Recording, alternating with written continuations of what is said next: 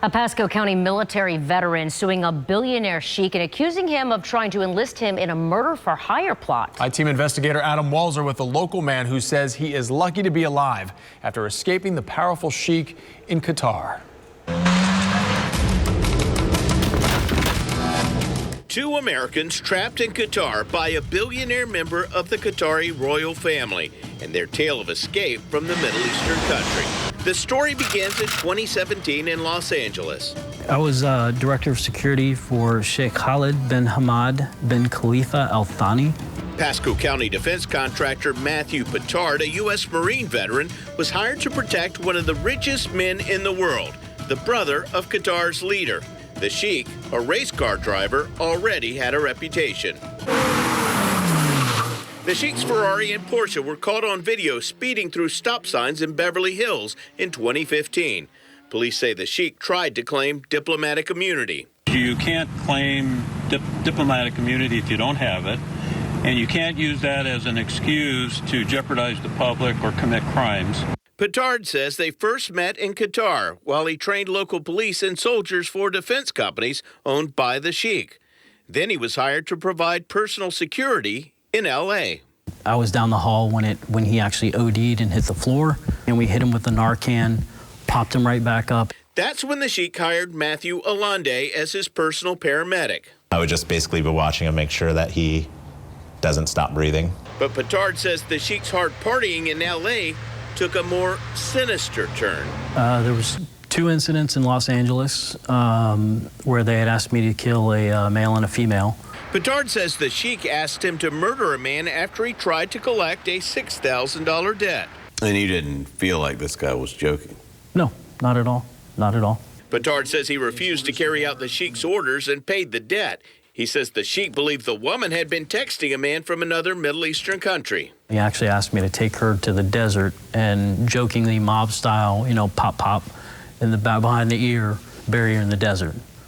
And at that point, I got up and said, don't ever ask me to do that again. Pittard quit his security job and returned to defense work in Qatar. And so did the sheik. Alande shot video inside his walled palace in Doha, Qatar. Servants everywhere, very luxurious residence. And it was basically the residence of a lot of partying. With 3 garages filled with luxury cars. Yeah, it's pretty wild. Alande says the sheik's all-night activities eventually wore him out. I was going sometimes 20, 24 hours straight. When it came time for his day off, Went down there and he says, Sheikh changed his mind. You're not going anywhere. And I was like, wait, what? fearing for his life, Alande scaled an 18-foot wall.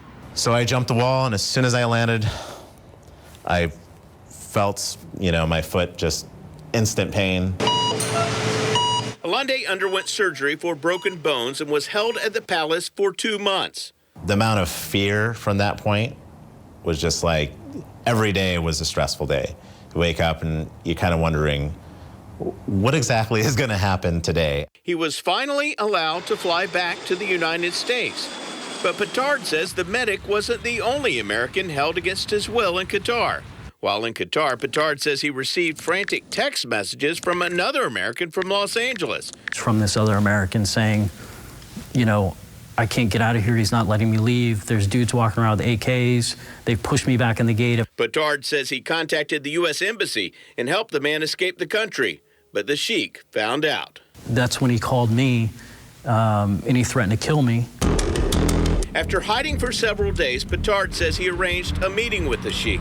And he sits back and he puts his leg up on the table and he pulls his thobe up and he's got his Glock 26 and he taps it and he goes, just in case you decide to get frisky. He says the sheik made him sign a non-disclosure agreement, then let him go. Pittard's attorney, Rebecca Castaneda, says the agreement isn't valid because he signed it out of fear for his life. And you're scared for your life and you're in a foreign country. Normal, typical employment is not like that. The 2 Americans hired the Tampa attorney to file a federal employment lawsuit against the sheik and his companies, seeking $34 million. And I think a big part of this is deterrence for them. Somebody like this cannot harm American citizens in their country or ours. Back on U.S. soil, the men say they want to send a message.